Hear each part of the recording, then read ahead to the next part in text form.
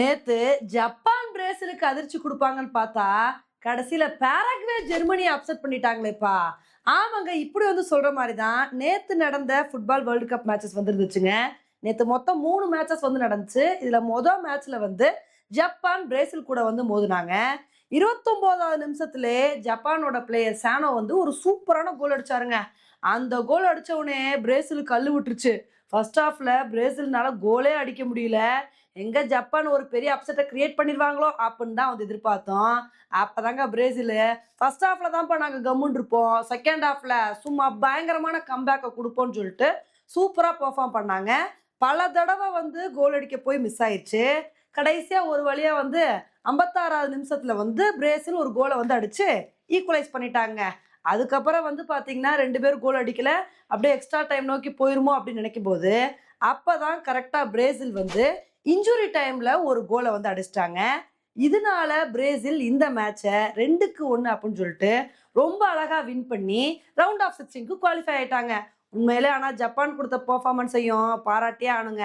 பிரேசிலுக்கு ஒரு மரண பயத்தை காட்டிட்டாங்க அப்படின்னு தான் சொல்லணும். அடுத்து ஜெர்மனிக்கும் பாராகுவேக்கும் மேட்ச் நடந்துச்சுங்க. பாராகுவே 42வது நிமிஷத்திலே ஒரு சூப்பரான கோல் அடிச்சிட்டாங்க. அதுக்கப்புறம் ஜெர்மனி 54வது நிமிஷத்துல ஒரு கோல் அடிச்சு ஈக்குவலைஸ் பண்ணிட்டாங்க. அதுக்கப்புறம் எக்ஸ்ட்ரா டைம்லையும் 2 டீம்னால கோல் அடிக்கவே முடியல. அப்புறம் பெனால்டி ஷூட் அவுட்ல என்ன ஆச்சு அப்படின்னா பாராகுவே 4 கோல் அடிச்சிட்டாங்க.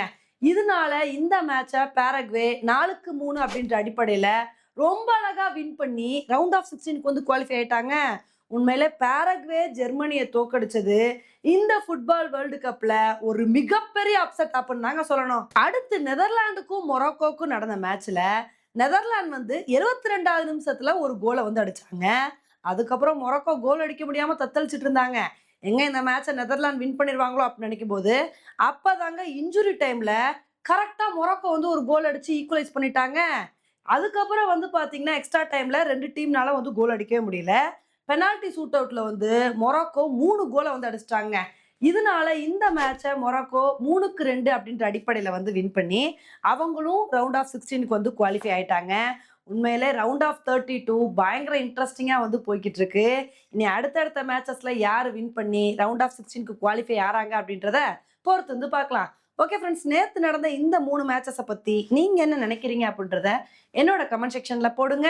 இதே மாதிரி இன்னொரு வீடியோல உங்களை மீட் பண்றேன். Bye friends.